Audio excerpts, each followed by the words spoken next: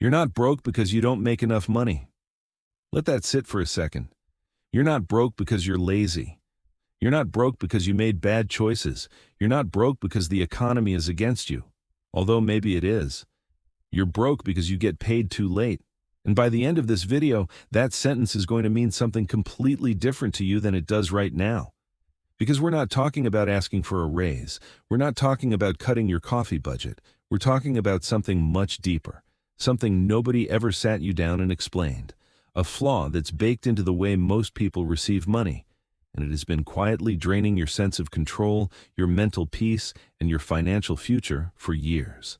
Stay with me, because this one idea might change everything. Think about the last time you got paid. Really think about it. That moment when the number appeared in your bank account. Maybe you checked your phone first thing in the morning. Maybe you got a notification.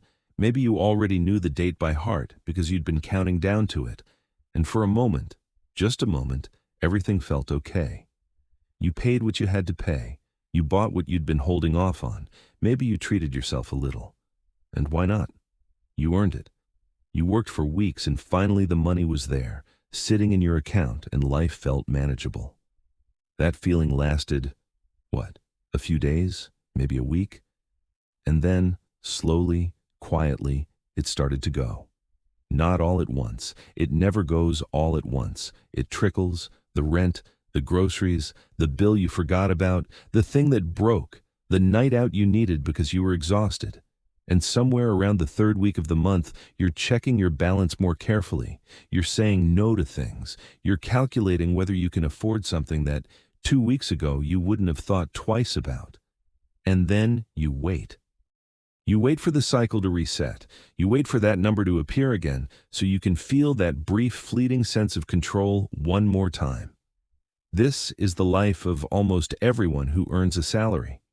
And the terrifying part? Most people think this is just how money works. They think this is normal. They think the problem is that they don't earn enough, or that they spend too much, or that they're just not disciplined enough with their budget. But what if the problem isn't any of that? What if the problem is the timing? Here's the idea at the center of this entire video, and I want you to hold on to it. It's not just how much money you make that determines how financially secure you feel. It's when you receive it, and how often. That's it. That's the reframe. We've been taught to think about income as a number, a salary, an annual figure, 60,000 a year, 80,000, 100, and we compare those numbers to each other like they're the full story. But they're not. Two people can earn the exact same amount of money in a year and have completely different experiences of financial stress, freedom, and stability, not because of how they spend, but because of when and how their money arrives. This is something that almost no one talks about. The financial advice industry loves to talk about budgets and investments and retirement accounts. But they skip over this foundational truth. The rhythm of income matters just as much as the amount. Think about water. If someone gives you all the water you need for a month, all at once in one giant flood, and tells you to manage it, some of it evaporates, some of it spills, and you're likely to use it carelessly at first and then run short at the end. But if that same amount of water comes in a steady, consistent flow, you're never thirsty. You never panic. You use it wisely because you trust more is coming. Money works the same way, and once you see this, you cannot unsee it. Let me show you this with two people. Two ordinary people earning the same income. Person A gets paid once a month. On the first of every month, their full paycheck hits their account. Let's say it's $3,000. They pay their bills, they handle their expenses. More, and then they wait. For 30 days, they watch that number go down. Some months they're careful. Some months something unexpected happens. But every month, without fail, there is a moment somewhere in the final stretch where money feels tight, where they feel the pressure, where they make decisions not based on what they want, but based on what they have left. Person B earns the same $3,000 in a month, but it doesn't arrive all at once. It comes in smaller amounts, more often. Maybe it's from a few different sources: a part-time skill they monetize on the side, a small investment that pays out regularly, something they built once that keeps generating a trickle of income. Their paycheck still comes, but it's supplemented. Every week, sometimes more often, a small amount of money arrives. Now here's the question. Who feels richer? Not who is richer. Who feels richer? Person B, every single time. And here's why this matters. How we feel about money directly shapes how we spend it, how we stress about it, and what decisions we make with it. Person B isn't necessarily wealthier on paper, but psychologically, emotionally, they are in a completely different place. They don't experience that late-month scarcity panic. They don't white-knuckle it through the final week. They have a different relationship with money, and that relationship changes everything. Let's go a little deeper here, because this isn't just theory. There's real psychology behind why frequent income makes you feel better than infrequent income, even when the total is identical. Human beings are wired for what researchers call variable and consistent rewards. Our brains respond to the anticipation of a reward almost as strongly as the reward itself. When money arrives regularly, your nervous system learns to trust the pattern. It doesn't go into alarm mode. It doesn't trigger the stress hormones that make you feel desperate or reckless or defeated. But when you go a long time without a reward, without that financial signal that things are okay, your brain starts to treat scarcity as the default, and that changes your behavior in ways you don't even notice. Studies on financial stress show something fascinating. When people feel financially constrained, when they're mentally doing the math on whether they can afford things, their cognitive bandwidth actually decreases. Their ability to think clearly, plan ahead, and make good decisions is reduced. Not because they're less intelligent, not because they're weak, but because the anxiety of scarcity is taking up mental space. It's running in the background of every thought. This is why people who feel broke sometimes make decisions that seem to make their situation worse. It's not irresponsibility. It's the psychology of deprivation. When your brain believes resources are scarce and unpredictable, it shifts into short-term thinking. It wants relief now. It discounts the future. It makes choices that feel good in the moment because the moment is all it can reliably hold on to. The once-a-month paycheck system almost guarantees that a large portion of the population spends some part of every single month in this mental state. Stressed, short-sighted, reactive, and the system benefits from this. A financially stressed person is a predictable consumer. A financially anxious person is less likely to negotiate, to plan, to build. They're too busy surviving the month. Now, here's the part of this video that I really want you to pay attention to. Because everything we've talked about so far has been about the trap. And traps only matter if you can see a way out. Here is the hidden truth that most people who are financially comfortable have figured out, not always consciously, but by design or by accident. They do not depend on one source of income arriving once a month. Look at virtually anyone who has moved from financial stress to financial freedom, and you will find the same pattern underneath, even if the surface looks different. They have built, slowly and often imperfectly, systems that pay them more than once. Not necessarily large amounts, not overnight, but consistently and repeatedly. This is not about being rich. This is not about having a lot of money to invest. This is about understanding that a salary, a single source of income arriving on a fixed schedule, is one of the most fragile financial structures a person can depend on. It feels stable because it's predictable, but it's deeply fragile. One job lost, one company downsized, one health event, one economic shift, and that single stream stops. And when it stops, everything stops. Wealthy people, not the flashy kind, but the quietly stable kind, rarely talk about their salary as their financial foundation. They talk about their cash flow. And cash flow is not a lump sum arriving once a month. Cash flow is a current. It moves. It comes from different directions. It doesn't stop when one thing stops. And before you say it, yes, I know. Building multiple income streams sounds like advice for someone who already has money, someone who has time and resources and options, not for someone trying to make it through the month. But that's the trap talking. That's the scarcity mindset doing its job. Because the truth is, most of the people who built financial resilience didn't start from a position of comfort. They started from exactly where you are.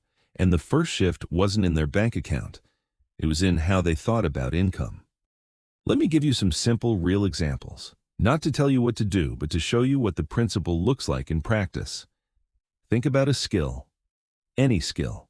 Something you know how to do that someone else doesn't. Maybe it's writing. Maybe it's design. Maybe it's explaining things clearly, or fixing things, or organizing things, or speaking a second language. A skill used once is a paycheck. A skill packaged and offered repeatedly is a stream. The same knowledge delivered differently can go from producing income once to producing income over and over without requiring the same amount of effort each time. Think about something you create: an article, a video, a guide, a template, a course, a piece of software, a recording. Created once, accessible forever. Every time someone finds it, engages with it, purchases it, you receive something, often without doing anything new. This is not passive income in the fantasy sense. It requires real work up front. But the timing of the return is fundamentally different. It doesn't come in one burst. It trickles consistently, and that trickle changes how you feel every single week. Think about investment, even tiny investment. A small amount put somewhere that generates a return over time is not just about the return itself. It's about the psychological signal it sends to your brain that something is working for you while you sleep. That money is arriving, even in tiny amounts, outside of your scheduled paycheck. That you are not entirely dependent on one employer's decision to pay you on one fixed date. None of these examples require wealth to begin. They require a shift in thinking. They require seeing yourself not as someone who waits to be paid, but as someone who builds systems that pay. And that brings me to the most important mindset shift in this entire video. Stop thinking like a salary receiver. Start thinking like a cash flow builder. These are not just two different financial strategies. They are two completely different identities, two completely different ways of seeing yourself in relation to money. A salary receiver is passive. They perform, they wait, they receive. The entire system is designed around their dependency on someone else's decision to pay them, on someone else's timeline, and for a long time, this felt like security, like stability. A guaranteed amount on a guaranteed date. What could be more stable than that? But the salary receiver's stability is borrowed. It belongs to someone else. It can be taken away. And even when it isn't taken away, it locks you into a cycle where your financial reality resets every 30 days and never actually grows in a meaningful sense unless you are actively, intentionally doing something different on the side. A cash flow builder thinks differently. They don't just ask how much they earn. They ask how often money is moving toward them. They think about leverage. How can one action produce repeated returns? They think about systems. What can I build today that will pay me next month, and the month after, and the year after? They are not waiting to feel financially safe. They are constructing the conditions for financial safety, one small stream at a time. This does not mean quitting your job tomorrow. It does not mean some dramatic overhaul of your life. It means adding one thing, one small, consistent thing that creates income outside of your salary. And then another. And then another. Not fast, not overnight, but deliberately. And when this shift happens, even slightly, even imperfectly, the transformation is real. The first thing that changes is stress. When you have more than one thing paying you, even if the additional amounts are small, the fear of the late-month countdown starts to ease. Not because your bills have changed, not because your expenses are lower, but because your brain is receiving a different signal. It's learning that money is not something that arrives once and runs out. It's something that keeps arriving, unevenly sometimes, in different amounts, but consistently. And when stress drops, spending behavior changes. You stop making reactive purchases. You stop buying things for relief because you no longer need that particular kind of relief. You start to think further ahead, not because you're suddenly more disciplined, but because you can. Your mental bandwidth has expanded, the background noise has quieted, and when spending behavior changes, long-term results follow. Slowly, incrementally, but inevitably. The compounding effect of being slightly less financially stressed for years is enormous. The decisions you make when you're not panicking are better decisions. They stack on top of each other. And eventually, you look back and the gap between where you were and where you are is vast, not because of one big moment, but because of 1,000 small decisions made from a calmer, clearer place. This is why wealthy people stay wealthy, not because they have better luck, not because they worked harder, but because their financial structure allows them to make decisions from a position of stability instead of a position of scarcity. And that changes everything. So let's come back to where we started. You are not poor. You are not a failure. You are not bad with money. You are just paid too late.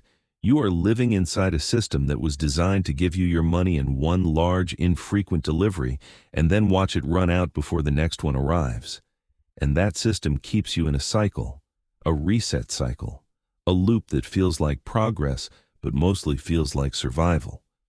The way out is not a bigger paycheck. The way out is a different relationship with how and when money arrives in your life. One paycheck a month is one vote for your financial security. What if there were 10 votes? 20? What if something paid you every week? What if something paid you every time someone found a thing you made 6 months ago? It starts small. It starts with understanding. It starts with this shift, from waiting to building, from receiving to creating, from surviving the month to designing a life where money moves toward you consistently, quietly, reliably. You are not poor. You are just paid too late, and now you know the difference. So let me ask you one final question, and I want you to sit with it. What would your life look like if money didn't come once a month, but all the time?